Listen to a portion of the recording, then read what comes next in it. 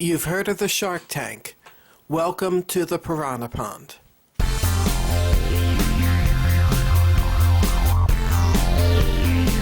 At the Piranha Pond, an entrepreneur has 5 minutes to interest the members of the investor panel.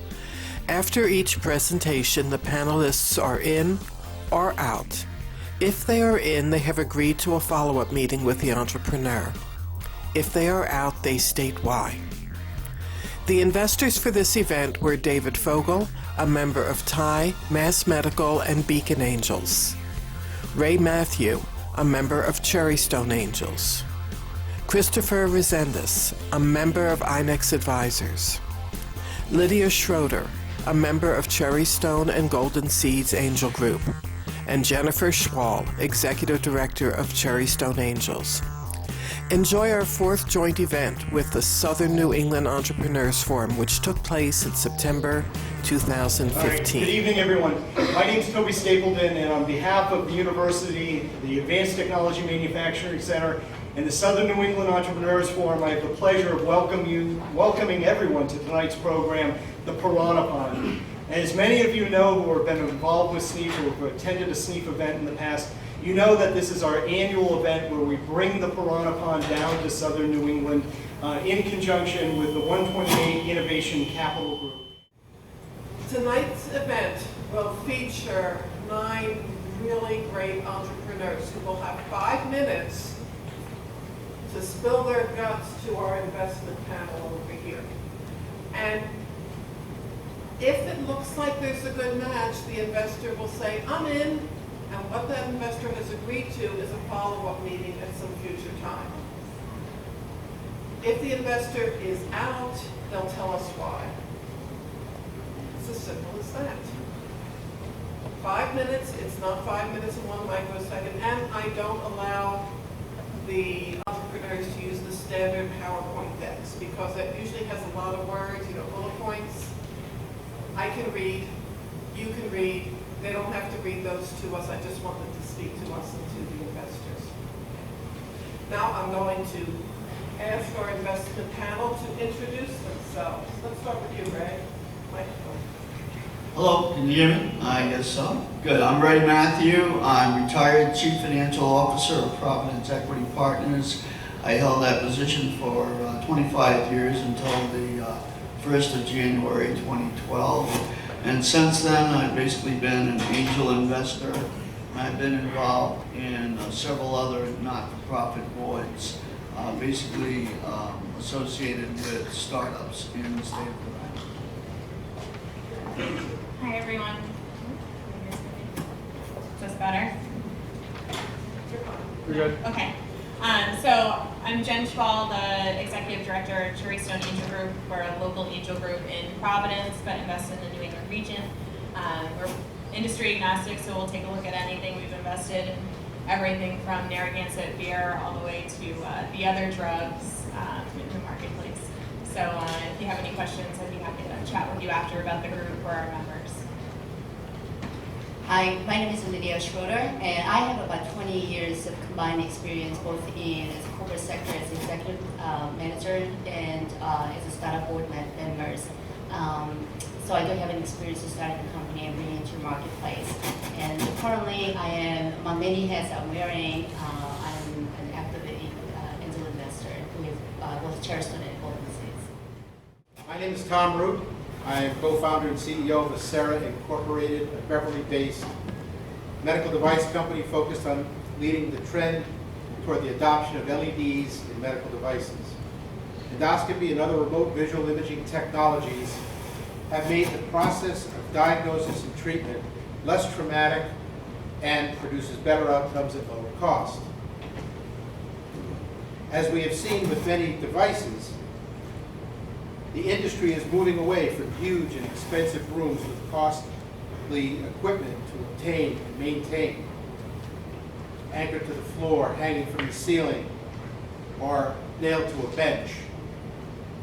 But because of the inefficiencies inherent in fiber optic imaging and fiber optic cabling, coupled with the high quality of light requirement for endoscopy, endoscopes remain tethered to the large, expensive light sources that require counter space, floor space, and expensive fiber optic cables to transmit the light to the device. Speed and mobility without sacrificing outcome are becoming paramount, and medical practitioners are looking for low-cost, high-intensity light system that provides ease of use, freedom of mobility, and long life, all resulting in a better, faster, and lower-cost patient care. Yet, in the lighting of endoscopy and remote visual imaging, little has changed in the last 20-plus years. With 16 years of experience as the CEO of a small endoscope manufacturing company, trying to compete with the likes of Olympus, Pentax, Stryker, Storz, and the like, it became apparent to me that a far better opportunity existed in fulfilling this unmet need and enlisting these companies rather than trying to compete with them on their playing field. Acera, formed by me and a gastroenterologist, Dr. Michael Epstein, is focused on this $1.5 billion segment of a $9.5 billion market for these medical devices. Quoting from McKinsey & Company, LEDs are overtaking all major lighting markets. The advent of LED technology, only the fourth lighting technology in the history of humankind, is set to transform this industry. Acera is accelerating this transformation by its focus on the OEM light source market for endoscopy and other remote visual imaging devices, including surgical headlights, instruments, robotics, and video imaging. Acera's patent-pending optics and embeddable LED module makes the application and use of LED lighting practical and easy to apply. The efficiency of the system in its small size produces as much or more light to the area of interest as does a traditional xenon light, but with less weight, size, complexity, and cost. And it eliminates the need for the aforementioned fiber optic cable. With Acera's module and light source, we can address the existing installed base with no regulatory hurdles to be overcome. With the embeddable module, new devices can have the LED embedded into its handle or even to the device itself, thus reducing complexity and making what was once thought impossible possible. Our focus on the OEM market makes customer access easier, the cost of customer acquisition much lower, than attempting to chase the end user market. Most, if not all, OEMs tend to prefer outsourcing their lighting requirements. This, along with the higher volumes and long-term supply agreements typical with OEMs, allows us to see a willing market with a pent-up demand that will provide for rapid growth and the opportunity for Acera to command a leadership position within the world of medical and technical lighting. Acera will maintain its identity and brand by establishing, if you will, an Intel Inside branding model where our trademark will show on the product in which it is embedded. To date, the company has been financed by its founders and several medical and business professionals. Product development is complete. IP applications have been filed. Pre-production prototyping is complete, and we are beginning to accept orders. In fact, our first order was from an endoscopy company located not more than 10 miles from here. We are seeking working capital to complete all remaining documentation, initial production, and support sales and marketing activities. When the business and timing is right, it is our plan to exit and take a liquidity event. And we have identified a number of likely candidates. Last point, Welch Allyn founded its company on the basis of a wheat lamp, just sold its business to Hillrom Okay, for $2 time is billion. up. Time is up. Who wants Thank to you. join me? Thank you very much. Do you know how much courage it takes to be the first one up there?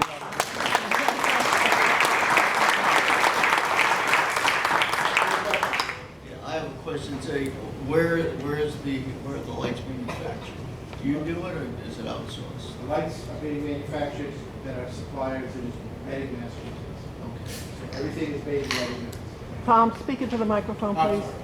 Our products are manufactured in Reading, Mass. with a combination of us at Cummings Center in Beverly and our supplier at Reading. How much money are you looking for? $500,000.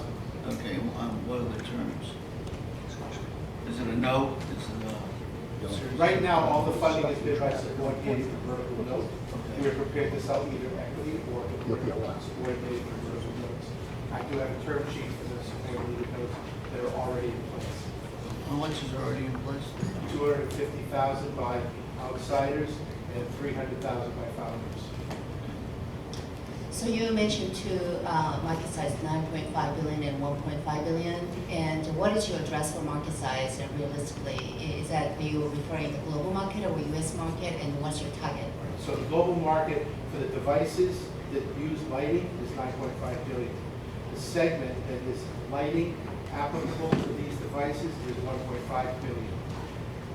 How big of a piece of that market we can chase, whether we're going after surgical headlights, endoscopes, video systems, microscopy, and so on. Our addressable market for us is more in the vicinity of 100 million. And what's your market entry strategy, marketing strategy? We're going after the OEMs. We have targeted OEMs.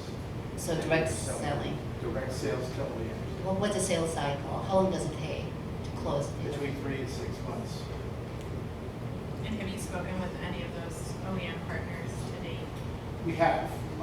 Those OEM partners, some I'm under confidentiality, some I am not. But I would say that, for example, I can speak to Hologic, has 2 new products that we take to the market, and they will be using our lighting system as part of that. We have physical orders for devices that are used in hysteroscopy, and also for devices that are used in broadcasting. But, you know, it doesn't stop. We're talking about everything from speculums to instruments to attractors to You're headlights. presenting. Sorry? You're presenting. Oh, just answering. Okay. I was answering. Do you have any test data from those, the Hologic contract, for example, of them putting the light in one device and seeing how that? Yes, we have full spectrum of clinical and test data, light output, matching, meeting standards, it's all. So the funding would be mostly to fund the purchase order? Fund the purchase orders. And we've got a little bit of regulatory work to do. You know, we've got to wrap up documentation. And why aren't you using like bank financing to fund the purchase? Well, so revolving lines of credit requires some kind of processing. It has to start somewhere, right?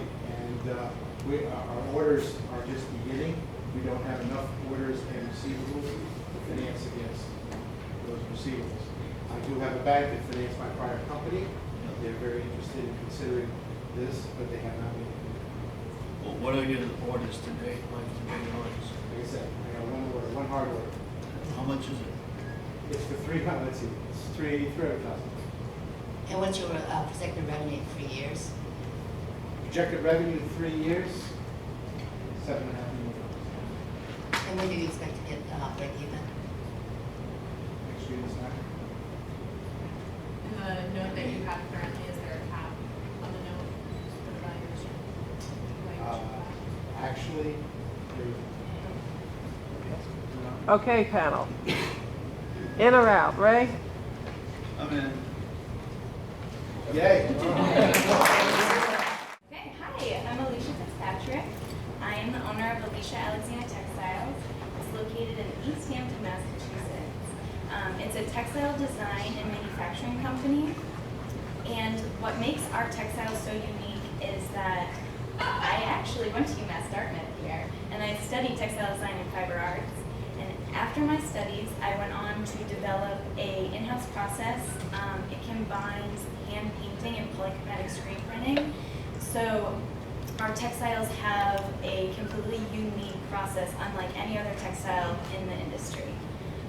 So with that, I went off, I got a studio, I honed into how to do this and how to mass produce these textiles, and I launched our first collection in 2013. The company consists of me, my fiance David, who does most of the production, and we also have a PR firm in New York City who does all of our marketing and media relations. In May of 2015, this past year, we launched our second textile collection. So now we have a total of 30 SKUs, and we are in 5 main locations. And the industry is absolutely overwhelmed with how amazing our product is.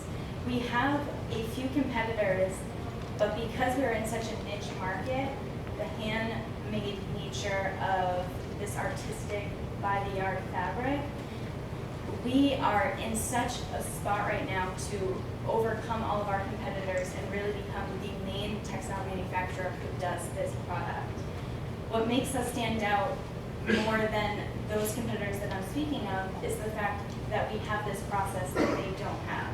Most textiles, as you know, have a repeat with color that repeats, and our fabric has the design itself repeats, but the coloration throughout does not. So it gives the interior designer a really unique product. It gives the client some assurance that they have a one-of-a-kind piece in their home, and we're able to mass produce it at a rapid rate. We have a very competitive lead time of 2 to 3 weeks, when most of our competitors take about 6 to 10 weeks. And so I'm here today to kind of introduce myself and let you know that we have over tripled in sales since last year, and we are looking to expand to more locations. We are currently in New York, Los Angeles, Atlanta, Boston, and Chicago.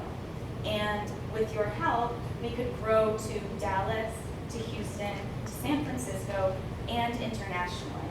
So our market is high-end interior designers that spend a lot of money on this. I mean, the Carolinas are something we haven't even reached yet. And we just want to become the name brand of this style fabric. Yeah. Let's see your fabric.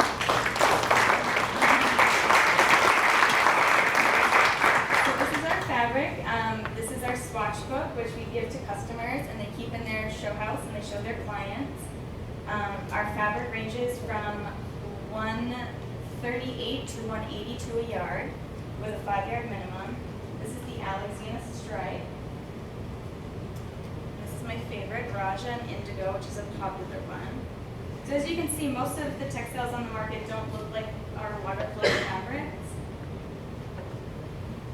which when we were looking into showrooms, I cold called instead of a meeting in Hollinshed, New York, which is one of the biggest showrooms to be represented in, and they were actually downsizing their textile representation. They were getting rid of some people and moving forward, and I begged for that meeting. I went in with my textiles, and they were like blown away, and we're repping their location, and we're doing great in sales there. So. Okay, it's time for the panel to ask questions. All right. So your end customer is interior designer. Yes. So it's hard to look at how big it's fabulous. It's really growing fast. So what was your revenue and how big is this market? It's a pretty big market. So our revenue from the beginning of the year till now has been $150,000. We make about $15,000 to $20,000 a month, with that just being 5 locations. So we have 10 to 15 other locations that are interested in holding our inventory in their showroom. And with that, it gives us room to totally grow. I'm a young person. I have 20 or 30 years to grow this brand. And I do see this moving forward and rapidly growing with the right amount of investment behind it. And what's your margin? We make the fabric for $38 a yard, and we sell it for $138 to $182 a yard. And is there any incentive for the interior designer? Is there a kickback if they go with you over another fabric? No. That's our margin, and it's up to the showroom to sell it. The showroom gets a commission, 25 to 30%. But we're also gaining a lot of direct interior designers to us because they love their product so much that people find us online. They find us through Instagram now. Social media is huge. Our PR firm is really helping with direct sales, and that cuts out the 25% and allows us to make all the profit. Any other questions, Ray? No, I mean, I'm not familiar with the industry, so I really don't have any questions, and I'll probably be dead 20 to 30 years from now. But I think you did a great job. I think it was a great presentation. Unfortunately, I'm just not going to Okay, so I'm going to mark you as out, Ray. Okay, Jen? Unfortunately, I have to be out. It's too far outside of our typical scope for tourists. I'm in only because I would like to learn more about this textile business and what you mean. So. Okay, Thank you. good job. Okay, my name is Richard Janicki, and I'm here to share with you my passion, my company's passion of XQ for autonomous vehicles. We envision a world full of autonomous vehicles, both airborne vehicles, autonomous drive vehicles, all over, and they're interacting with humans as well. You know, we have drones running near planes, we have autonomous taxis and trucks and cars going near human drivers. And one of the biggest challenges is how do you prove that they're safe? And that leads to how do you insure them and assess liability. But in order to prove that they're safe, you need tons and tons of data. A lot of it's the same data that you use to develop the algorithms that tell whether there's a pedestrian in the crosswalk. But you need much more data in order to truly validate this. The data is growing exponentially. Currently, test drives on a car are about 10 terabytes for a short day. So data sets are hundreds of petabytes. And what you need to do is find, you know, all the 1-minute segments within all of your test drives that show a pedestrian in a crosswalk. You feed that into your algorithm to see if it can handle it. There are no tools available on the market today that do that. The automotive guys, what they do is they send it to grad students or manual labor to sit there and watch the video and mark it up. That's how it's done today. What XQ has done is we've taken a technology from defense applications of unmanned aerial vehicles and applied it to the automotive drive.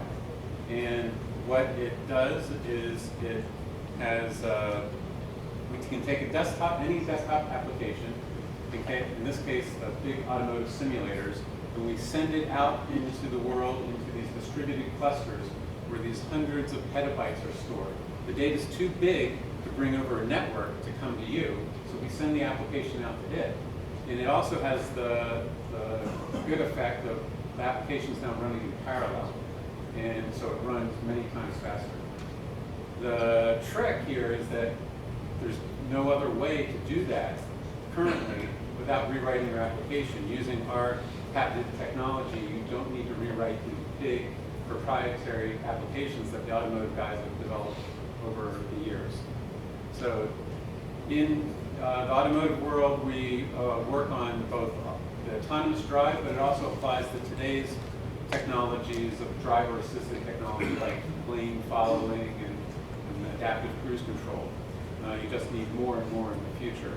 That market alone is $92 billion. We don't address all of it. We only address the tools side of that market, which we estimate to be about $200 million today, growing fairly quickly to $500 million within 3 years.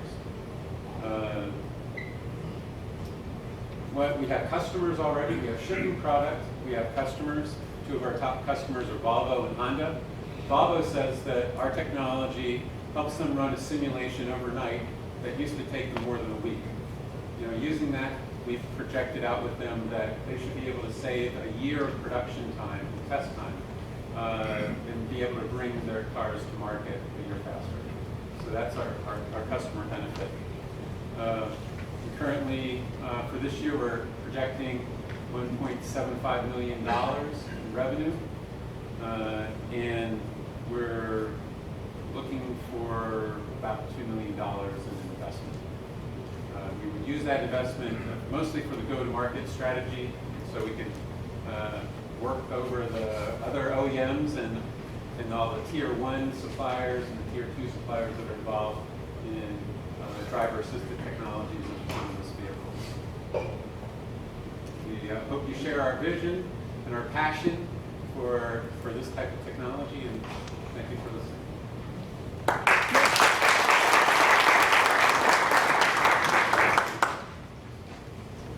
So we've met with some companies that do enterprise data processing and being able to share servers and everything to process large data sets. So can you help me understand the difference between those types of companies and then how you're taking maybe a similar technology or maybe not and applying that into this market? So there's many parts to this. There's the storing all this data. There's there's what they call annotating. It's marking the data with tags. But we mark it not just an overall video file, the 6-hour video file, but each individual frame or time slice. You can mark it. So this is where a pedestrian is. So there's the annotating. There's being able to search through all that metadata. That's basically doing a Google-style search, but on these specific tags. And then there's sending this application down to be able to use all your search results. There are no other companies that do all of that. The closest actually is Google's has an internal project to do that, but they aren't releasing that out to anybody else, and they actually are very interested in becoming one of our customers. So the platform is the ability to get all the metadata, and then you're relying on Volvo's infrastructure. You're not housing your own servers. So we're selling these servers that look like that to Volvo.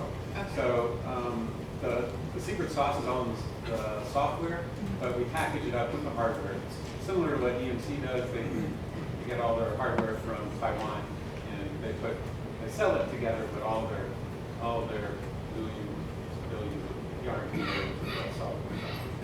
And do you have a partnership with a server company, or are you building We're doing it like do-it-yourselfers. We're buying motherboards and power supplies and assembling it ourselves.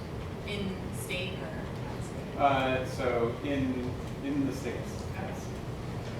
In our headquarters right now. But we have the ability to move to get some of our partners to take over that assembly once we get it involved. Cost effective, it's not on the low volumes. If I understand your technology better, your core value is software, not hardware, right? It is. So if you packaging and selling as a hardware, is it proprietary, or how do you apply to different customers like Honda competitors, and how does that work? So how do we sell? No, it's the same application with this service. So if you're selling to Volvo, Honda, or So we could sell it. We are exploring other models of selling software only or software as a service. But right now, the easiest thing for us to do is actually to do the hardware as well, because once you sell it as a service, it has to run on lots of different types of hardware, and we can reduce the number of types of hardware we validate our software on by providing the hardware itself. so where's the competitive advantage though? Let's say that's what I'm not understanding. Between Volvo and Honda, if you're selling the exactly same software or hardware. Okay. No, this is providing them infrastructure. They don't think of servers and software to do searches as their core competency. I mean, their core competency is the algorithms they develop to see the pedestrians, to recognize the stop signs, to figure out what to do in that situation. So we help them by providing the data they need to train their algorithms. We find all of the pedestrians and all the files and send it into their algorithms for training. They typically use advanced neural network technology, a space called deep learning. So we help with the deep learning. Where are you headquartered? We're headquartered in Nashville, New Hampshire. And you had 1.75 million in sales. We're estimated for this year. Estimated for this year. Projected for this year. When do you think you'll break even? We expect to break even in about a year and a half. We're very close in a year. Yeah. And is that continuing? Does that assume you continue doing what you're doing? That is packaging the software. So that assumes that we're getting an investment and increasing our spin rate with the investment. Wait, but will you? Are you doing this, or are you just going to be selling the software? Okay. No, so it assumes that we're selling the hardware. So the 1.75 million includes obviously revenue for the hardware. If we went to a software model, we'd be trying to make the same gross margin, right, but at a lower revenue. Sure. Why is Okay. it not looking at that harder? There's some companies who are much easier to sell them hardware than it is to sell them software. Because if you sell them software, then who installs it? It has to be installed by the IT department. Here we can get into the R&D departments by selling them a piece of hardware that sort of goes under the radar of the IT departments in these big enterprises, and it can be managed at the department level instead of at the corporate level. And you're raising $2 million. What are the terms on the $2 million? We can talk about that later. We're a little bit open to negotiation, but there's a percentage of the company that we'd be willing to go. How much money have you raised so far? This is the first time we're raising money. Everything else has come from the founders and been, through ongoing revenue from customers. Okay, panel, it is time. Lydia, in or out? I do. I'm sorry? Let me help you. I'm in. And before I give my answer, can you give us a ballpark on where you think you are with evaluation? We've been toying about the idea of 5 or 6 Then I'm Okay. I'm sorry, I didn't hear. I'm in. Do you have a strong customer pipeline? Because it's a very unique market in a way, right? Right. So I mentioned that we took the technology from the defense space. So we have a pipeline with defense customers, and we have reference customers now in automotive. We're looking for the investment to really make a big push into automotive. So we have a revenue pipeline. We don't have a pipeline for automotive. However, we have partners. We've signed up simulation companies that sell into the automotive, and also automotive consultants that have 200 consultants in automotive embedded into the automotive OEMs that will help sell our product. Only because I'm not searching for market size, Okay, so all right. change my You're- Sorry, you're worried about the market size? Yeah, I'm not. I can't really size up the clearly the market size potential. Okay, thank you very much. Ray, Lydia, Jennifer, distinguished guests, investors, students, and fellow entrepreneurs. I am delighted to be here today, especially at this very university, which was an early stepping stone for Sherry McCoy, the current CEO of Avon, Jim Perdue, the chairman of Purdue Farms, which you'll find at Shaw's in Stop and Shop, of course, and Seabury Stanton, the former chairman of Berkshire Hathaway. Tonight, if you only remember one thing, let it be this. As a telecom company, would you pay $5 per month in recurring revenue for something that takes a $100 issue and brings it down to a mere pennies? Let me repeat that again. Would you pay $5 per month, per user in recurring revenue for something that takes $100 plus issues and brings it down to a few pennies? We meet today in an era of big change. One where no man or woman can fully grasp how far and how fast technology will change their lives. 34 years ago, in 29 days, the first IBM personal computer started shipping out. Before then, people did not think that personal computers were wanted or needed. But visionaries created a new era that has changed the way we live every day. I'm here today because people don't think it's possible to take the software that large data centers use to monitor the networks and put it in the palm of your hand. Like the server that you saw above, that uses extremely complicated software to monitor for errors and alert the correct person when there's an issue. Additionally, people tweet Comcast issues at Comcast every few seconds. And these range from billing issues to the more complicated, my internet's slow, how do I fix it? And telecommunication advisors, especially in Providence, are asked the question on how to lessen call times, because the cost of tech support calls is $30 plus. And if they have to roll a truck out to you, that's an additional $100 plus. But rather than making a better horse and buggy, we're here to turn a $3.77 billion customer service tool industry, which is estimated to grow to $8.39 billion in 2019, on the top of its head before expanding to other verticals. Developed by 3 Brown computer science students, a Fulbright master's scholar who studied computer science at Stanford, and myself, Resolve will be released in 24 days at TechCo's top startup competition in Las Vegas. Not surprisingly, the winners of previous winners of Thriving Boston Startup, and past judges include the founders of Zappos, Uber, and Twitter. So with that introduction, here's how it works. Our application is installed on your computer, your iOS device, and also a wide range of smart devices, like the LED company that you heard earlier, and maybe the medical supplier that's over here. Using the supported devices, networks, and internet connections, we scan them and we look for an increasingly or an over-enlarging number of issues. The diagnostics are constantly running, which allows Resolve to spot and solve certain issues before a user can even realize them. We've also built a top-notch messaging platform, which uses the same foundation that WhatsApp used to scale to over 450 million users with only 32 developers.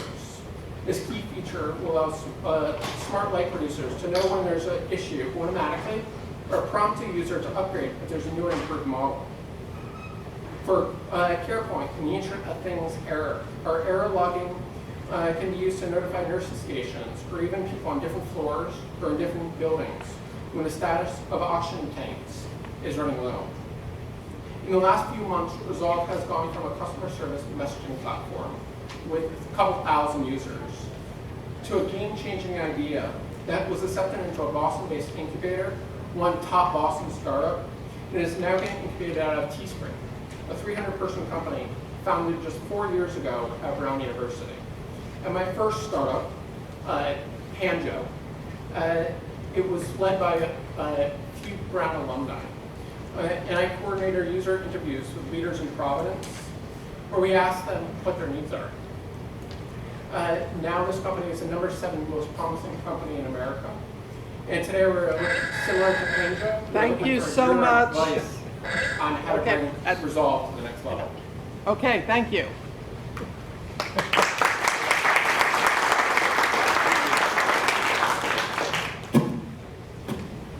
Panelists. How many users do you have today, or have you done any beta testing? Yes, so we beta tested a couple thousand users that are new platforms, and people think it's impossible to analyze errors on the fly, and especially on the user device. We built it out initially with Ruby on Rails, now with a platform called Erlang and Elixir, which scales extremely well. It's used by over 50% of telecom companies. And now we're at a point where we can launch it publicly in 20 days. Have you had any discussions to date with telecom partners that are looking to maybe integrate and help assist? Yes. So we've met with Comcast Ventures out of the TechCo winning top startup in Boston. They were happy to meet. And we also talked with the SVP of customer experience at Comcast, who Charlie who will be able to go down to Philadelphia and meet him. And we've also talked with consultants at Verizon who shared with us numbers or the cost of Verizon pays to deal with customer service issues. And have any of those people signed up with you folks yet? Nope, so we've been in the process, and that's what we're actually going to be doing next week, is drafting letters of intent based on conversations with Comcast and consultants at Verizon, and sending them to people like Charlie to get them to sign up. So you're still gaining traction, you haven't really gotten any traction yet? The initial traction was really in the messaging app, but we found that while people appreciated our service and getting in touch with Comcast and getting their issues fixed within 24 hours, what really created the 15 times better solution was going and actually fixing them on the user end. And we've been building about finding exactly how to do it. Okay, panel, any more questions? Lydia, in or out? I'm out. I would like to follow up with the companies about 6 months later. It's a little bit of a early stage. So I'll say it a different way. I'm in 6 months. So after your launch, let's definitely talk. I know we've spoken before. But. Right. And I'll go along with Jen. I want to see more traction before I can say we're in. You're definitely not at a point yet where I can bring you the cherry stone and have you pitch. You've got to get some people signing some contracts before we can do that. Or we'll be pitching to leading investors in 24 days. So right now we're actually really just looking for advice on how to prepare a pitch and our product to pitch to them in Las Vegas. But any investors will want to see traction before they invest.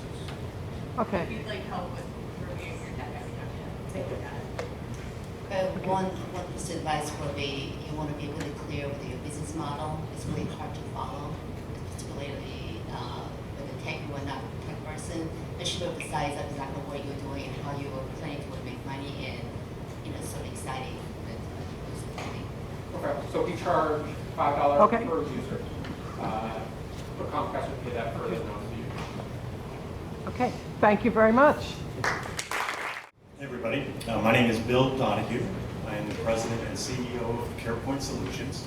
CarePoint Solutions is my fourth startup in the diagnostic space, particularly in quality control solutions. In fact, CarePoint's going to be competing with two other companies that I founded earlier in my career, and one of those companies sold last year for $104 million. So it's been a very lucrative market segment for me over my career and for many of my investors. We are focused originally on quality control solutions. These are solutions that verify the performance of diagnostic analyzers in hospitals and clinics and physician office labs. When I started CarePoint, I was kind of excited about maybe recruiting one of the two key little old ladies with all the recipes. These are formulation scientists in our industry that I worked with in the past. I was hopeful that we could get one of them on board, but we got both. And the synergies have been fantastic. And we have two breakthrough formulations that are very disruptive quality control solutions in our market. But as exciting as that is, something happened that was kind of fun along the way to the controls market. About 4 months once we started CarePoint, the federal government gave us a huge gift. They announced a change in the regulations over diagnostic labs that impact over 30,000 moderate and highly complex labs. And that requires a comprehensive risk assessment to be performed to continue to do their testing as they are doing it today. It's a pretty major change, and we saw this as an opportunity both to build a prospective database of both prospects and potentially customers that we could upsell our controls to. So we went after it. We formed a team of experts. We came up with I'll kind of fast forward. The product we came up with is a web app called Easy QCP, Easy Quality Control Plan. And it's like TurboTax for hospitals. It helps walk them through from start to finish through this comprehensive risk assessment. It takes them about 8 hours to complete, but it saves them about 50 hours of time. We have actually a scientific study that's been published that demonstrates that value proposition very effectively. So we're pretty excited about the product. We are scaling. We've had an ongoing content marketing program for about 2.5 years. We have about 1,200 hospitals that have signed up, ready for the release of our new modules. Our modules will be specific to each test system. So we've 5 modules out already, and we've got 100 to go. So we've got to scale to meet the market demand. We see this emerging regulatory compliance software market to be worth about $50 million, and we think that this is the beginning of a much bigger tidal wave through healthcare relative to data-driven, outcomes-oriented quality management systems. So we think this is the beginning of much bigger things. We are currently looking for additional funding. We are offering convertible notes We've been getting in chunks of $50,000 and $100,000 in pretty regularly to fund our operations, but special to the SNEEF audience, because CarePoint was kind of hatched out of this incubator. I'd like to offer any accredited investors in the audience that are interested to talk to me. We're taking investments as low as $5,000. Our exit strategy is to get to $15 million as soon as we can, and we think we'll be a very good prospect for an acquisition at the time. Typically in our market, we're seeing about a 3 to 4x of revenues in terms of return, so we're pretty excited about that. I also want to make just a shout out to SNEEF. SNEEF is very much in our DNA. There are a number of folks here that have contributed to our success, including Ed Hahn, Doug Denninger, Martin Omansky, Carl Kern, Peter Carlson. So it's kind of fun to come back full circle and show you guys a successful company, what it looks like, and kind of return the favor if we can. Thanks very much.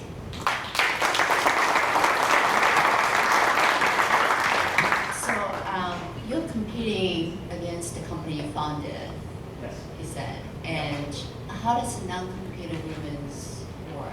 I actually had a 2-year non-compete before I started CarePoint that ran out.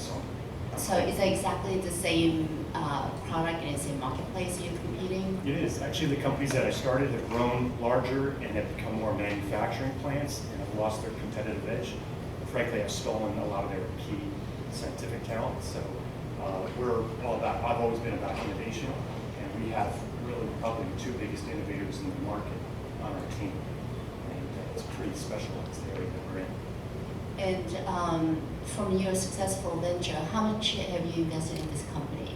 Oh, I'm in for probably about $500,000. Maybe not that much. Probably about 250 actually. You had mentioned that, I think, maybe I heard this wrong, that the total market was 50 million.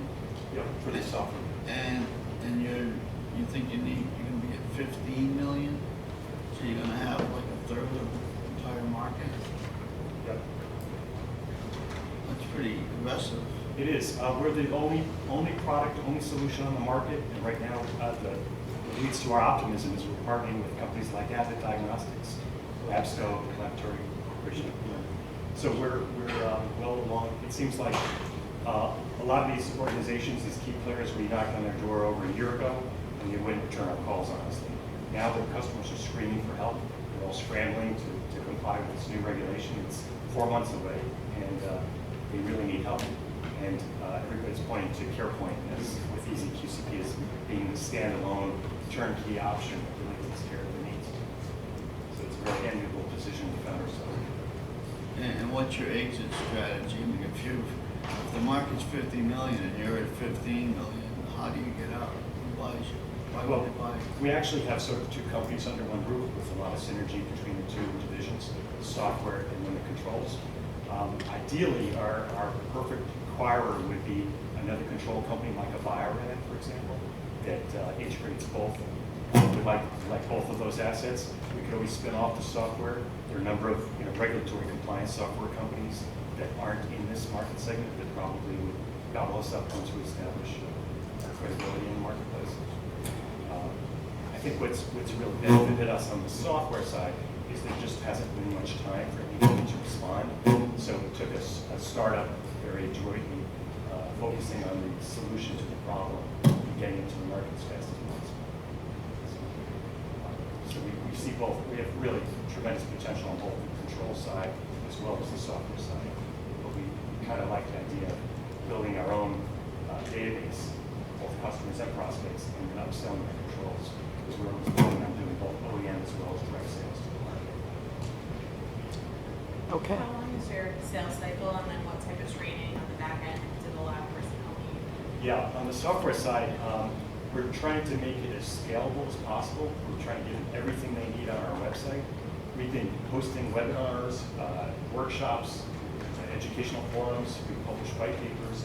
So we become sort of the established subject matter experts in our market segment on this topic. And so we've gotten quite a bit of following that way. We think that we really have a database of about 1,200 hospitals that are eager for the release of our products. So we're just excited. We have validation validation in terms of key opinion leaders. We do scientific study, again, validating our value proposition. And we have just a lot of prospects just eager, database waiting to hear when we can release those modules that they need to buy. And who are those decision makers at the hospitals that are saying, we're going to fund this? It's pretty much laboratory directors and point of care coordinators. Okay, panel, in or out? Ray? I'm gonna say I'm out. A couple of reasons. I might be in if I can get you to sign a 10-year non-compete. I think the market. If you're talking about a $50 million market, that isn't a very large market, and that doesn't get me very excited as far as what the overall potential would be. That's just the software. That's just the software. Yeah. Okay. Jen, in or out? I'm out. I'm out because of the market size, and then also just we want to see a little bit more traction with those deployments in the hospitals and seeing really the training required on the back end to get people up. Also, for the same reasons that Ray right. Okay. Thank you very much. Guess what? Our two other investors only took them 5 hours from Cambridge to get here, but they're here. Or at least 3.5 hours. Hi, I'm Chris Resendiz from INEX Advisors, the INEX IoT Impact Lab, and IoT Capital Partners. We focus on the instrumentation of the physical world, Internet of Things, Internet of Everything, Industrial Internet. When you see those Cisco commercials or those GE commercials, that's what we focus on. Hi there, Dave Fogel. I'm here on behalf of a number of different groups, I guess. So I happen to be a member of Thai Angels in Boston, Mass Medical Angels, and sometimes Beacon Angels. We live in a world where immediate notification is now become a necessity. It's no longer just a nice to have, it's a must have. When was the last time you peeked at your cell phone to see whether or not you received a text message or an email? Unfortunately, there are segments of industry that have yet to catch up with technology. This is a compressed gas cylinder. According to the Compressed Gas Association, there are 100 million cylinders in circulation. Each cylinder drives industry. It may be driving medical, it could be driving manufacturing, it could be driving research, it could be driving the food and beverage industry. Nobody wants to be at a bar on a Friday night and find out they can't draw any beer, wine, or soda because they've run out of gas. So it's critical to know when the contents of this cylinder go low. If I was to ask you right now, given the current state, whether or not this cylinder is full of gas, you'd have to take a minute, look at the cylinder, look at the gauge that's on the cylinder, and determine whether or not there's enough gas for you to continue with your operation. The problem is, the cylinder is waiting for us to act, rather than the cylinder telling us when it needs to be attended to. If I told you that, all you really need to hear is a tone or see a red flashing LED that will let you know it's time to address that cylinder, the game changes a little bit. You're no longer expending a lot of energy, mental energy, thinking about what about the cylinder that's in the basement? What about the cylinder? I need to change the cylinder. Check the cylinder. The cylinder is going to tell you when it needs to be tended to. My name is Jerry Cullivan. I'm the Director of Sales at Myja Industries, and I'm very excited to be here tonight to introduce to you the revolutionary critical alert product line for medical, industrial, and specialty gas. Good evening. I'm Jack McSheffrey, and I'm President and CEO of Myja Industries. Since 1972, Myja has been building pressure gauges. In our lifespan, we have now produced in excess of 350 million pressure gauges over the years, a long time. We did it by innovation. We grew by innovation. And innovation led us to take the mechanical pressure gauge that we lived and grew with and put electronics into it a number of years ago. And what we have done is we have put a pressure switch inside the little pressure gauge. what have you. Our markets have been mainly fire protection and medical oxygen. In the fire protection field, we have grown, and we're on about 90%, 99% of all commercial buildings in the country. And if you have a fire extinguisher in your home, it was made by Maja Industries. We took the electronics and we put it in for a fire protection application, and that has worked very well. And we call it the 2-in-1 right now, because it's a pressure switch and a pressure gauge. And it's used on fire suppression systems. Fire suppression systems are used in aircraft, Navy ships, grain silos, computer rooms, you name it. And with that, with the growth over the last 5 years of the 2-in-1, we looked around and said, where else can we use this technology? And the medical oxygen business was the next one. And this is what we have done. So we estimate the growth of this particular product line over the next 3 to 5 years to be about a $20 million opportunity. Currently, Maja Industries produces about 750,000 units for the compressed gas market alone, specifically oxygen, compressed oxygen. That particular unit sells at roughly less than $5 a unit. Our goal is to take 10% of that 750,000 units and convert them into critical alert for oxygen, specifically for the oxygen therapy world, and retail the device at about $150 per unit. That presents about $11 million annual opportunity for just the compressed oxygen world alone.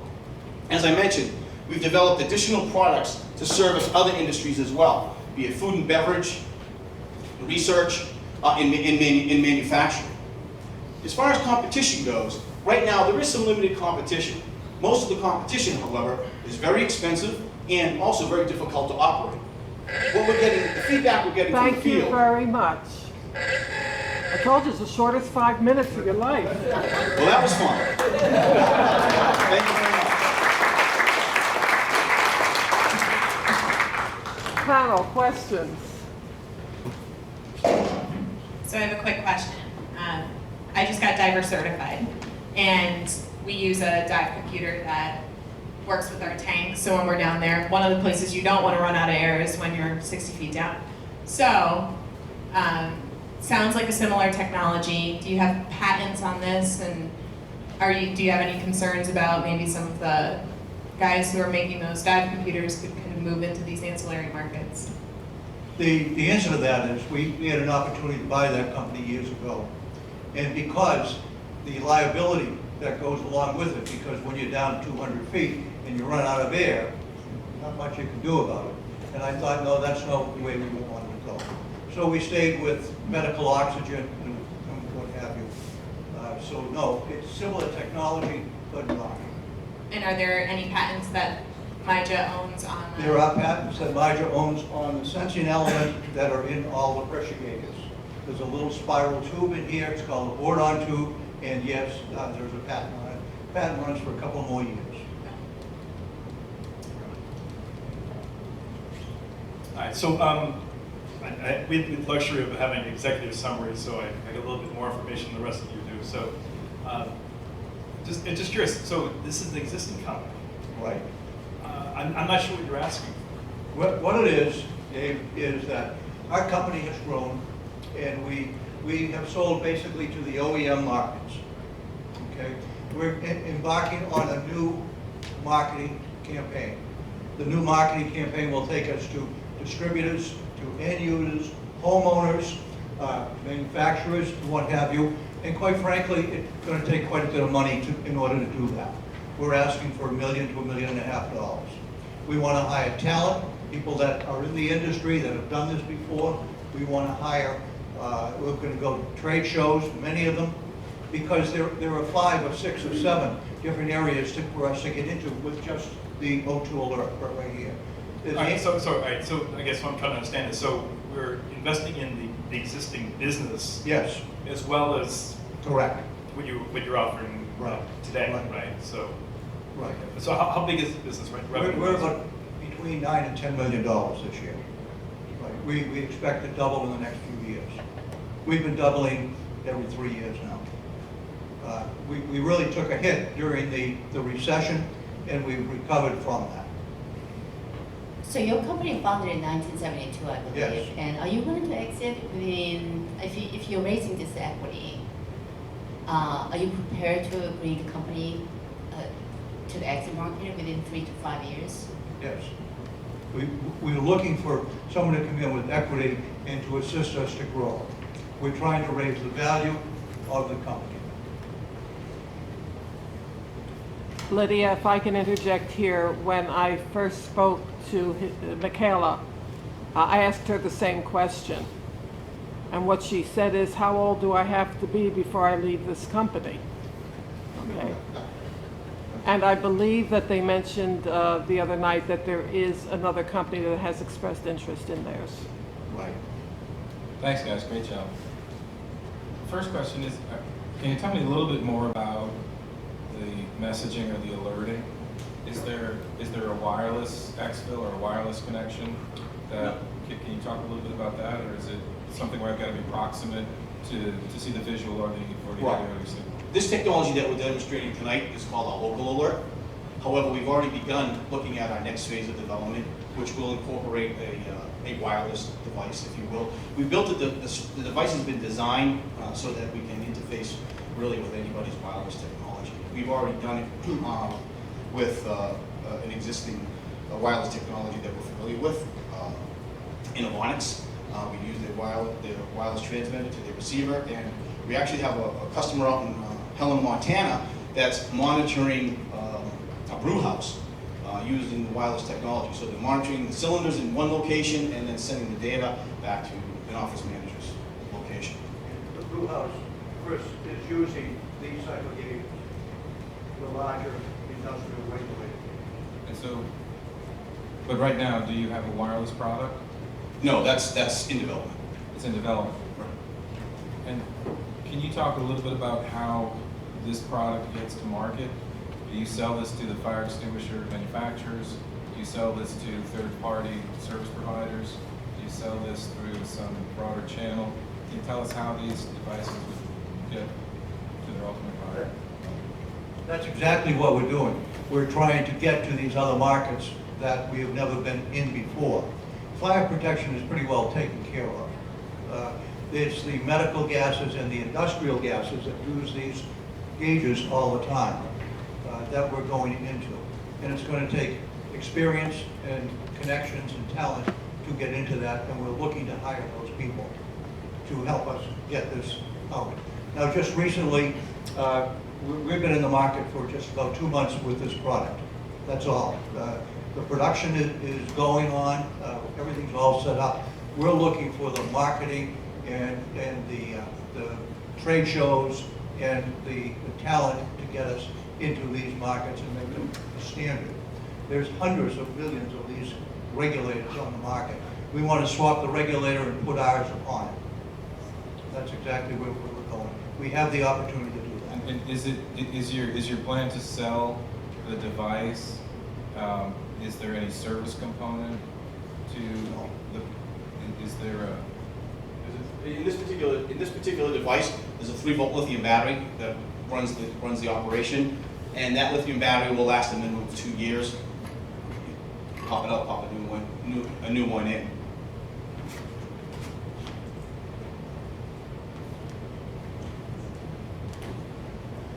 We buy the regulator and we attach the electronics. Okay, panel, any more questions? Any more questions from the panel? I'm just curious. Yeah. I'm just curious about whether or not you explored like debt or any other way of, any other means of funding this. During the recession, we are generally in the industrial market with the pressure gauge. And during the last recession, they stopped building buildings. They walked away from them. They never installed the HVACs or the fire protections. Our business dropped dramatically. And we knew we were doing this and developing this, and my wife and I put an awful lot of our own assets into the business to keep it going. And that's what it is. So we're trying to build the value back up so that at some point we can retire. We can only do that with talent. and get the value back into the current company. Many people have said to us, "You're still in business." That's amazing. Because a lot of people didn't make it during the recession. I mean, do you have debt right now? Yes, of course we do. Yeah. Okay. We have bank debt. Have you considered carving out the critical alert product line as a separate income statement and balance sheet, a separate standalone but related company? Chris, it's so new, we haven't decided to do that. However, there is some other plans to really grow this segment of the business. And you and I can talk about that later on. I know you've been to Maja before. And yeah, I talked to the other group today about doing something. Yeah. Okay, panel, I'm calling the question. Ray, are you in or out? I'm in.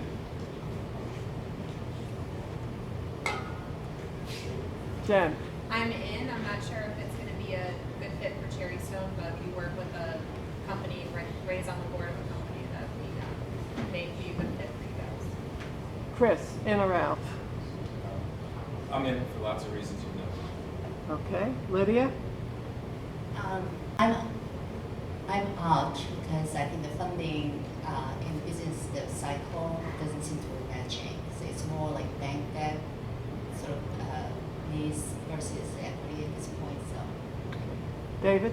All right, so I'm out. I'm certainly interesting. I think it's a bit outside my scope. Right. Okay. Thank you very much. Thank you all. Good luck. Thank you very much. Good evening. I'm Matt Tortora.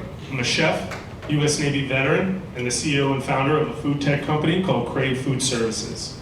We're here tonight to present our platform, What's Good. As many of you may have heard, our food supply system is in really big danger. It's bulky and inefficient. Less than 60% of the food that's available is actually consumed. In New England alone, what we consume, about 90% is actually imported to this region. And of all the seafood that everybody talks about in New England, about 90% of what we grow, harvest, and cultivate is actually exported. What's Good is a social enterprise. What's Good refocuses local economies around regionally harvested food by reallocating the yield to meet the demand. What's Good is a comprehensive directory of local farmers, fishermen, artisans, and producers. It uses cloud-based technology and, very simply, a single dashboard through web and mobile applications allows for the wholesale purchasers to connect directly to the local sources around them. We're a software-as-a-service model. We're an online local wholesale marketplace.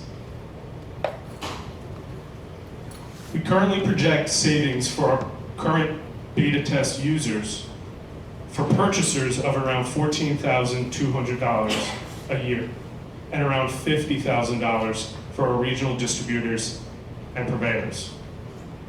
The wholesale food purchasing market is around $230 billion in 2015. What's Good is the next evolution of wholesale food purchasing communication. We make money by charging a small 1.5% fee to all items sold on our platform. Through the implementation of value-added features, we will also add other revenue streams. The emergence of the locavore has driven consumer demand for more fresh and local ingredients. Our target market has expanded with this demand. What I was building for chefs like myself has now expanded to institutions, to universities, to colleges, school systems, and hospitals. They're all looking for fresh local food to be able to provide for their customer, their patient, or their students. About 5 months ago, we launched our public beta version of What's Good. We've grown from 2 accounts by 50x. We have well over 100 accounts now in over 8 states. And we're proud to announce tonight that one of the top culinary schools in the country, Johnson & Wales University, will begin purchasing their local food through What's Good this fall. Our team is the key to our success. It consists of chefs, purchasers, farmers, with over 100 years of combined food service experience. and advisors like John Robitaille will help show us the way. We have grown from a team of 2 to 5 in the last few months. We've even hired the head purchasing manager at Johnson & Wales University. Our strategy, team, and model are a great recipe for accelerated growth. Our beta version users are currently rebated at no cost to them.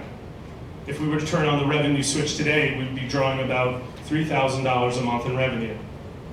After we close our seed round of $1.875 million, we will grow to about 1,000 accounts and $30,000 a month in revenue by the very beginning of 2016. The competitive landscape has thickened, but so has the availability of funding in this market. The chances for acquisition and an early exit are high, and market domination is also very good as well. If you find our product compelling or inspiring, please see me. I would love to talk. Thanks.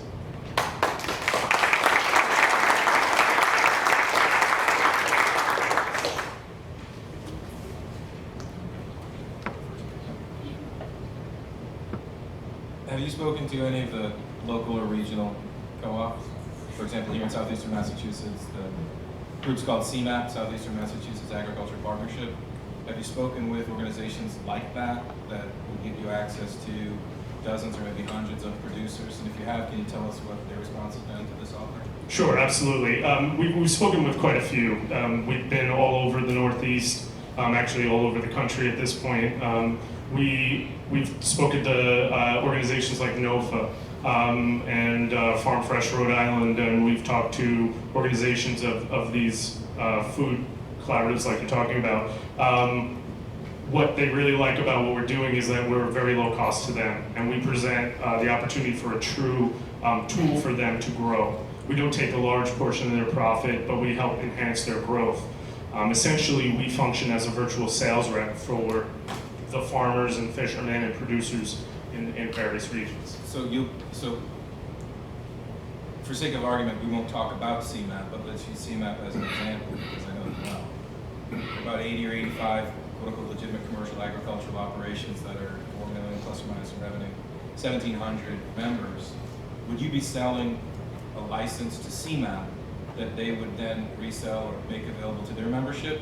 Or are you going to go directly to each of those 80 different commercial ag operations and sell a single license or a single subscription to each of those producers? So we actually deal with each individual account, and we build accounts for each individual user so that they can manage and update all of the information that they have. And that's really where, if we were to go to a central organization, what we're looking at kind of instead of that is the aggregate farmers, the aggregate producers that are drawing off of smaller farms to help supplement what they have available to local purchasers. So it's a sustainability factor. And we're just kind of starting to break into looking at these organizations like CMAP, looking at different organizations which have quite a few of the accounts that we would be after, things like the Rhode Island Hospitality Association and hospitality associations across the country, where they've got collections of hundreds of thousands of restaurant accounts to basically sponsor us or partner with us. But we would be dealing with individual accounts because that's kind of how the flow of food works best. So what's the proposed return on investment for the average producer?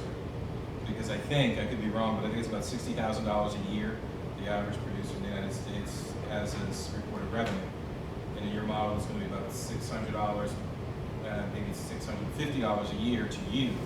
So it's 1.1% of their revenue. What's the proposed ROI on your investment? Right. So what you're talking about is extremely small producers, right? So we're looking at anything from local distributors and specialty producers to small farms. So what we see is, as far as what our return on investment is, our numbers look a lot better than that. What we're looking at for as far as what the farmer is able to do is they're currently using methods of outsourcing to sell to these purchasers. And generally what that entails is distribution, warehousing, and inventory. That overhead drives the cost of that sale very high, to as much as 18 to 20%. Many of them are using different forms of distribution and enhanced sales because they're so limited in resources. They don't have a sales rep like Cisco or US Foods. They don't gain new accounts the way that other large distributors do. But we also work for the large distributors as well. And really the end goal is to provide a all-inclusive marketplace for wholesale purchasers to go to find the sources that they're looking for. And the local movement is really driving the increased business for these smaller producers to where we're able to connect a small producer who's only making $60,000 a year into a platform that could potentially double or even triple what they'd be able to do. Problem is they're growing in fields, they're growing in greenhouses and things like that, so their scalability is not all that great. It takes season after season. So it's something that we're really looking at what it will do to that small farmer who is willing to grow and who can produce more. So one last question that I'll get out is, when we polled New England and regional farmers, they said that their issue is not the production side, it is the sales and marketing side. But in sales and marketing, they've got 3 issues. This addresses one. The other 2 are safety and traceability, where in many cases they either don't have a digital traceability or safety solution and they need one. And the third one is that they just don't have the wherewithal to support the regulatory requirements associated with selling more broadly. Is there anything in your platform today, or is there anything in your proposed platform that would address those 2 barriers to growth for small farmers? Sure, yeah, both will be addressed. We have functions and features that are being built into the next phase, which is currently in production now, to do both. For both insurance and liability purposes, but also for the traceability aspect. What we saw in traceability that's been on the market now really does not do a very good service to a lot of the producers, and the purchasers aren't very happy with it. So it's something that we're able to integrate directly into our accounts through directly to the producers. So how do you protect your intellectual properties for your potential competitors? What will be the barriers to entry to your space? So the barriers to entry to the space would definitely be knowledge of the industry, and what we have is a joint in an industry that has existed for many, many years. Most of what we see is the same business that was done in 1955. They're transcribing information 3 and 4 times, and the relationships, they're either brand new or they've existed a long time. So introducing a new product into an industry is always easy when it's been the same way for that long. Innovation, it's right. But actually getting them to use the product is a little bit more challenging. What we've done is we've built it from the end user's perspective. I'm a chef, everybody on my team has experience within the industry. We feel like we have a much better knowledge of what's happening. And I know that that's not exactly intellectual property or protection, but what we're seeing is the growth rate and what we're doing right now is basically validating the fact that we are on the right task. The next step is creating that stickiness to what we're doing and the usability over and over and over, to the point that when you go to shop, like the way you go to Amazon, you come to what's good as a wholesale purchaser. Okay, time for one more question. David? He has long answers. So, yes and no questions will solve the problem. Yeah, I know. Well, I didn't ask a question. Sorry. So what's good as a product? Part of Crave Food Services. So are we investing in Crave? Are we investing in what are we investing in? We'd be investing in what's good as a platform.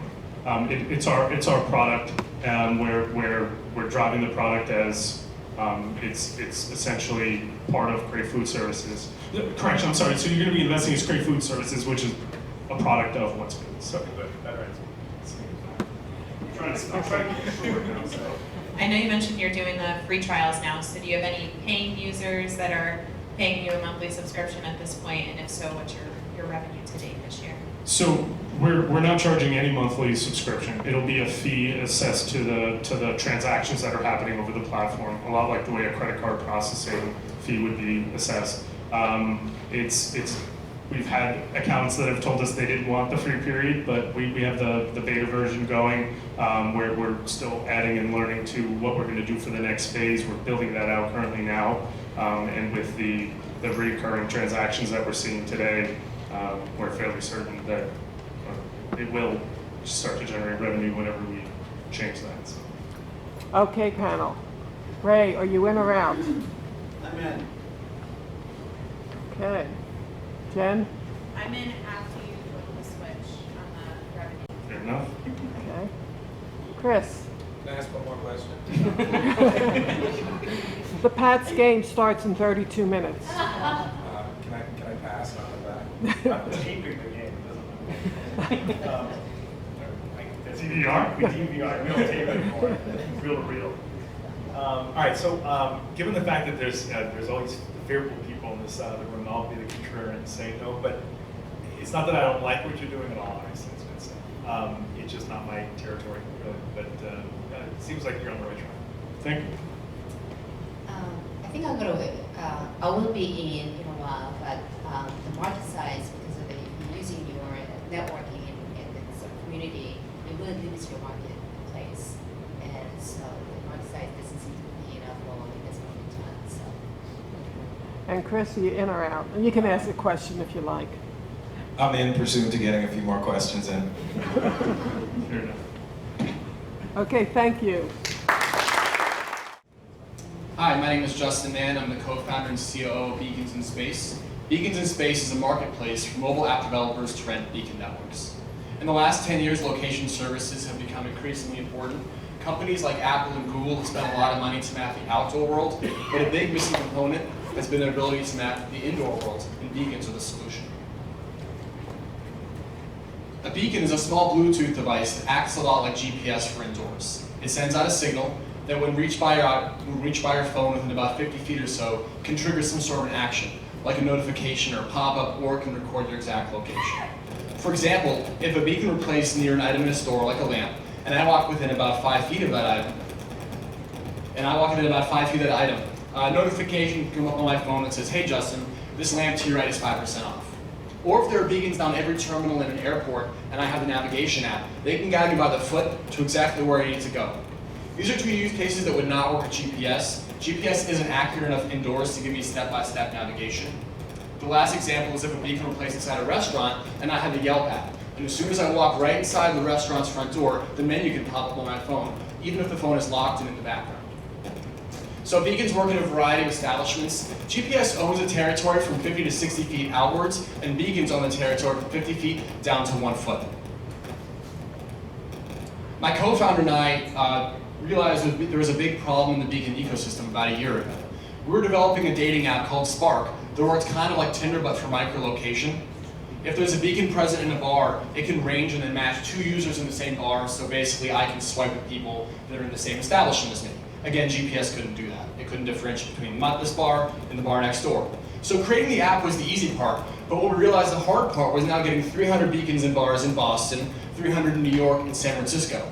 A beacon is just $10 a pop, but the real difficulty is going and distributing beacons with a massive sales force in all these bars in different locations. So we said to ourselves, okay, instead of buying and deploying these beacons ourselves, there are already third parties that deploy beacons for their own use case. Why don't we pay them to hook into theirs? So we created Beacons in Space. Beacons in Space is a marketplace of beacon networks for app developers to rent. Beacon owners list their beacons on our marketplace to be shared by app developers who pay them monthly rent to hook in. There are pockets of fragmented beacon networks around the country, and we're aggregating all these networks and selling access via one solution. We're the first to market, no one else is doing this. Our user interface looks a lot like Zillow, but instead of seeing houses, you see beacons. So as an app developer that works in coffee shops in San Francisco, I can go on and I can browse coffee shops in San Francisco and hook in immediately without having to deploy. We're inventing the concept of beacon real estate. As a beacon owner in downtown Manhattan, your beacons are a very valuable commodity to a lot of app developers that want to hook in and high foot traffic establishments and could all pay you a lot of money to do so. It's also important to know that beacons have unlimited occupancy. This means that an unlimited number of app developers can hook in, so you could have thousands or tens of thousands of apps all paying you income at the same time. There are 137,000 beacons on the ground right now. By 2019, there'll be 60 million. So we're at the very forefront of an emerging market. 60% of these beacons are rentable on Beacons in Space. What that means is these are beacons in highly social environments: bars, restaurants, coffee shops, airports, campuses, bus stations. We don't want the beacon in the warehouse in Nevada. There aren't a lot of app developers that would want to hook in there. We target social networking apps like, for example, Facebook. We've had a conversation with the head of the iBeacon program called Place Tips at Facebook.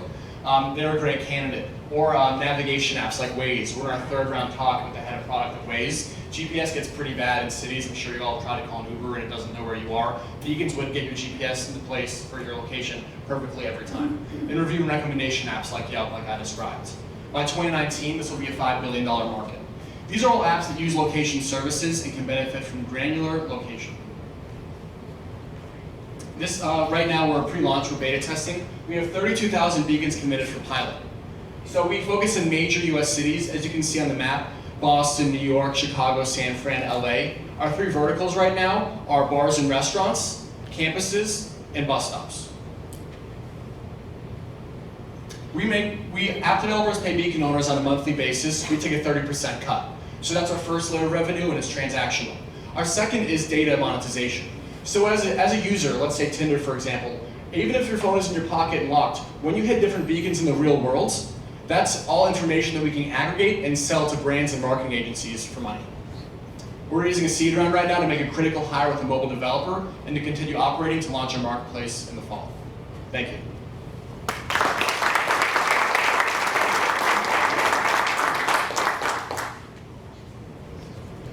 Questions?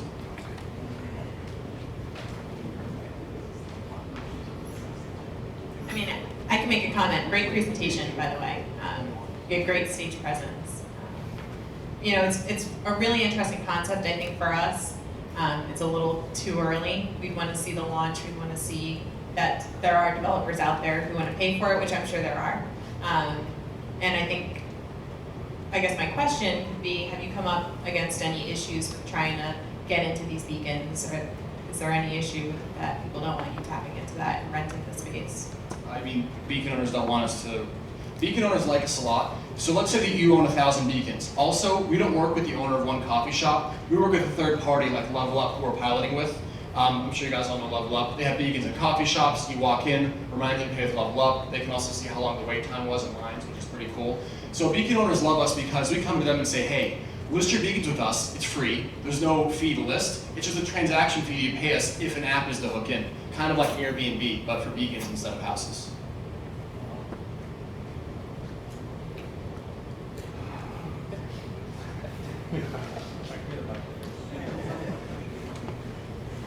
Okay, so first off, I just have to say, from a branding standpoint, I like the idea. This is the second time I've seen this, by the way, as I saw this at Thai Angels in May or June or something like that. I don't like the brand name at all. Beacons in space. It doesn't tell me. So I'm thinking you're going to be Sputnik out there. So, it doesn't tell me. I don't think on ground. I'm thinking in the air someplace. So just my gut. Well, maybe someday. Yeah, hold on. Okay. I'm thinking about something else. Chris, you have a question. I must admit, I don't know anything about retail. I know a lot about retail automation and retail security, but I don't know anything about merchandise. The question I have is, when I think about the mobile application developer space, and I think about churn, and I think about poverty, because most of them don't make any money, I wonder how Beacons in Space deals with an application developer community that is highly fragmented, cash poor, and is about as churny as any market as we can imagine. Right. There are only going to be a very small percentage of mobile application developers that are going to have, in fact, the opportunity to go from, in most cases, a freemium-based model to a revenue-based model, to continue to pay the bill associated with renting and maybe even leasing those beacons. So tell me a little bit about how you make money, if you agree with what I'm suggesting, which is the vast majority of your customers are going to be very short-lived, and you're going to have to be constantly replenishing the pipeline of opportunities among developers who are small, cash-strapped, and likely to churn. That's where that's where I'm getting messed up in the model. Does that make sense? It does. So there are two kinds. So developers are kind of like welfare in America. There's a huge gap. There's some that are very, very big and rich, and there are a lot that aren't making any money. So there are two payment models for our platform. For the larger apps, it's pay as you grow. You pay per API hit, 1/10 of a cent. So that's the Yelp, that's the Facebook, that's the Tinder. Those are apps that would use us, and these aren't apps that will be created because beacons exist. They've already been existing for a while. This is a really critical feature because you don't want to have the nearby search on your phone. You can tag the location. There's an added use case for them. For the smaller apps, it's a flat fee. We just want them to use us. It's $20 a month. It's on a fee basis, depends on the size of the network, at $20 a month. We want them to get on and start using our platform and test it. So for them, it's not pay as you grow. We're not going to drown them out with money. They would never work with beacons if we didn't exist. Have you thought about reversing your revenue model such that the smaller application developers who are hitting the beacons under your contract are in fact feeding your data monetization engine? Have you thought about paying them a royalty or conducting a revenue share with them? Right. They're so small that the API from a tiny app with like 3,000 users isn't going to do anything for our revenues.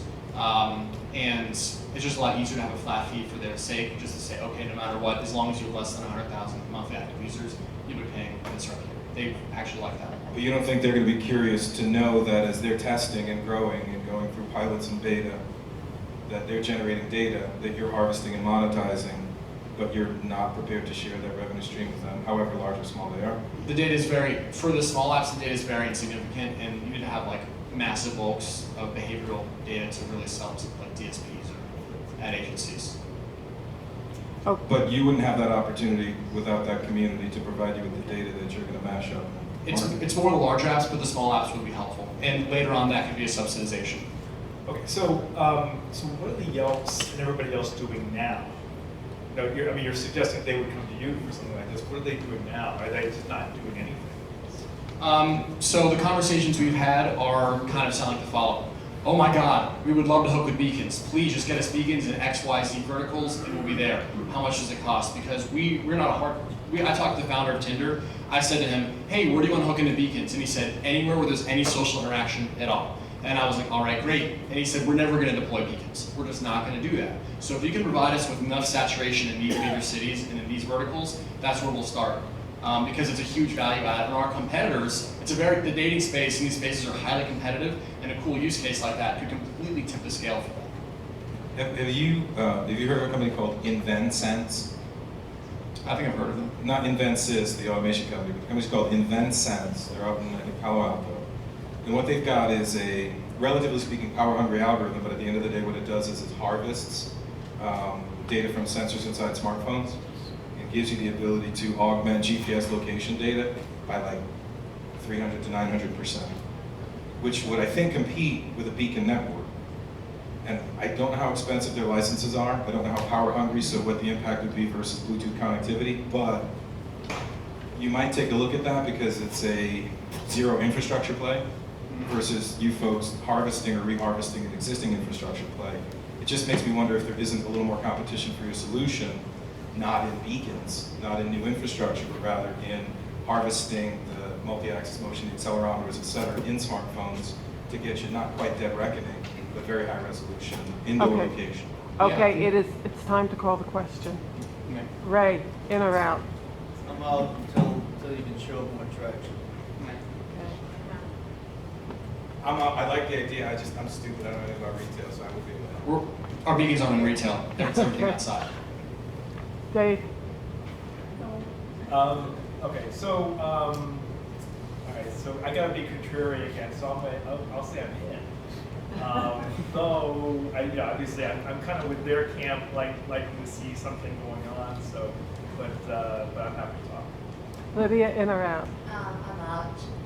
I got the technical understanding, but in terms of the big picture, from as an investor perspective, I can get the business value proposition. Thank you all. My name is Shane O'Neill. Gold, excuse me. Some years ago, my partners and I had a problem with our AM broadcast station. We had to do something with the antenna, so we decided we would reinvent it. And what we did is, using some technology that originated in ham radio, we reinvented the AM broadcast antenna. Actually, the last thing in broadcast commercial radio that hadn't been reinvented in the last 5 decades. In the process of this, we discovered that other people had the same problems. There was a market for this particular product, and we applied for a patent. We filed for type approval with the FCC, and we expect to get that by the end of the year. In the U.S., the AM radio replacement market for antenna is about 3,300 units.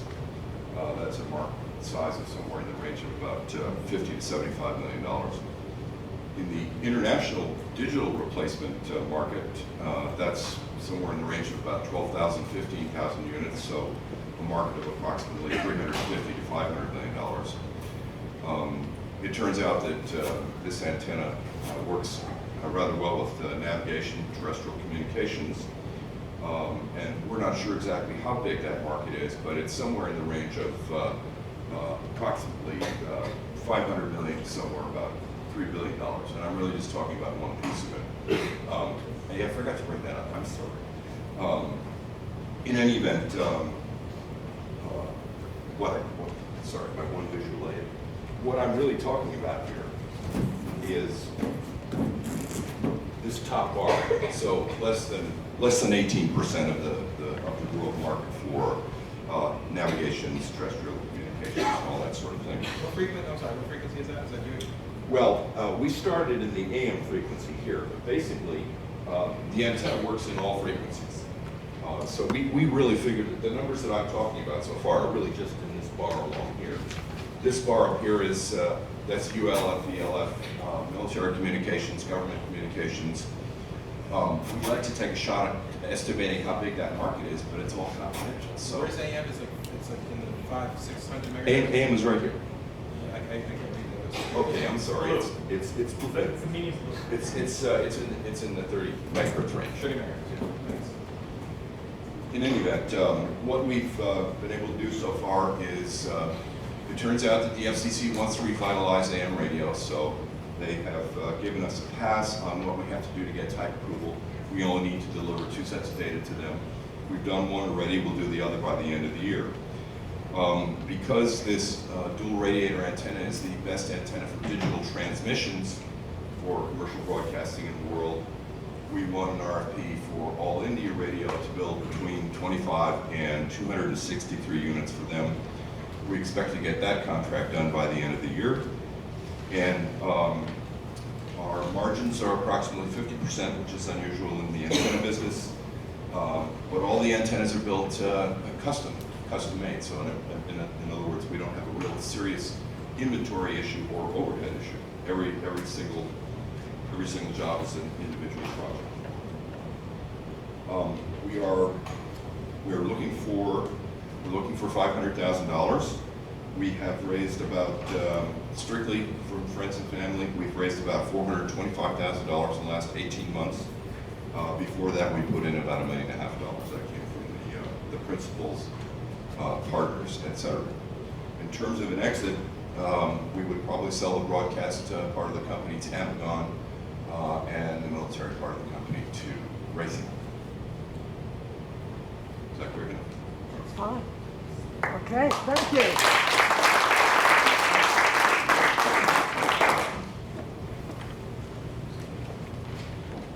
So it's part of the revenue model. Who do you sell to? Who are your customers? Our customers fall into a couple of categories. The first group of customers are AM commercial radio stations in the U.S. Since this antenna doesn't need a ground system, or doesn't need to be 1,200 feet tall, it could be about 40 feet tall. That means that if you have to move your antenna, or if you want to move your antenna because you have to because the lease expired, really don't do us. The other group of customers in the U.S. are, of course, all the AM station owners who have their towers outstanding in the field in 10-acre lots and 5-acre lots, all of which have become fairly valuable over the years. I mean, WABC New York, for example, has its antenna farm right next to Teterboro Airport. It's sitting on a 10-acre piece of land for $70 million. That's worth going to the station. Pardon for my ignorance, but will AM sometime be obsolete? Yeah, AM's probably obsolete now. So So, but the fact of the matter is that all these guys have all these businesses that are continuing, that need to continue for a period of time. Our AM radio in the U.S. is just our beginning. That's what we pay the overhead with for the first couple of years. But, for example, the largest AM radio company in the world, in the U.S., Clear Channel, is technically in operating bankruptcy. But the land under their antennas is probably worth about $550, maybe $600 million. Buy our antenna, they can stay in business long enough to sell the land, pay off the debt, and then maybe even sell some of the stations. but what's it for you though, in terms of sustainability and growth opportunity? Well, we simply, if they have, we're talking in this case about 300 stations. For us, that's 300 units. So it's a one-time selling. Yes, sure. Yeah, that's true. Can you talk a little bit about the applications that are non point-to-multipoint radio broadcast? You talked about some other applications. Can you get into that a little bit? Yeah, sure. Radio, AM radio is really just the beginning for us. The second market is international. International radio is different. I mean, it's AM, it's midwave, it's FM, it's all radio as far as they're concerned. They don't distinguish the same way we do. They're all going through a digitalization process because that allows them to take the international AM and midwave band and cram it down, free up about 90% of the band, turn around and resell that to anybody else who wants to buy it. So we are the only dual radiator, digital approved antenna on the market at the moment. And that's why we managed to get this deal with AIR. That's a much bigger market.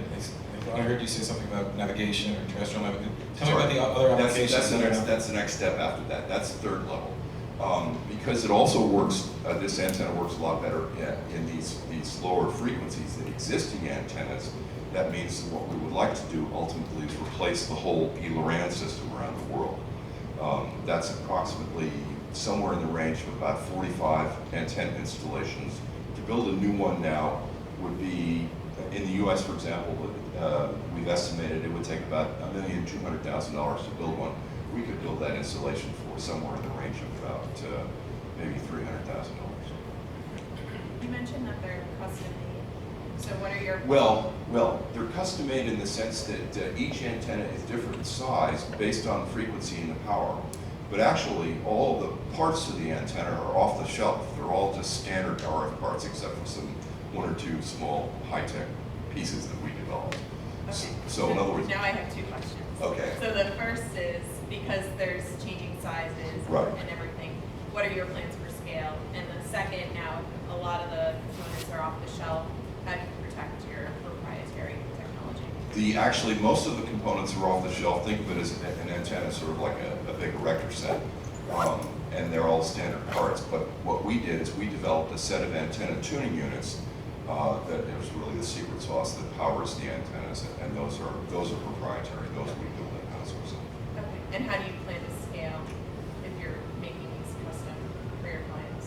Because even though they're custom made, the differences are minor. In other words, again, using the erector set analogy, one part of the antenna, instead of being 40 feet, would be 45 feet, so that we just put on an extra section. Okay, panel. Ray, in or out? I think I'm out. Are you sure? Yeah, I'm sure. It's not an area that I'm not familiar with, and I've lost a lot of money in the radio business. I understand. Jen? Unfortunately, I'm out. We invested in a newspaper technology that did not pan out well for us. So I think there would be concerns within the group of a technology that may become obsolete. Got it. Chris? Great niche, but we're out. Okay. All right, so since the contrarian is not contrarian now, I have to say just I got like 30 seconds, right? One thing, it may be me, not you, but I didn't get it. I mean, I didn't understand what you were offering. I tried to read while I was listening and not getting it for some reason. I was trying to read your write-up, and it didn't, you know, it's like the old thing, I really dated myself. William Randolph Hearst basically said, tell them what you're going to tell them what you told them. I'm reading this, that's not the way it's written. It's not, I don't get what you're trying to do at all. Okay. And even write-up or verbal. So, you missed on me, so, sorry. Lydia, in or out? I'm out for all the same reasons. Okay. Okay, well, it's always good to get a unanimous verdict under any circumstances.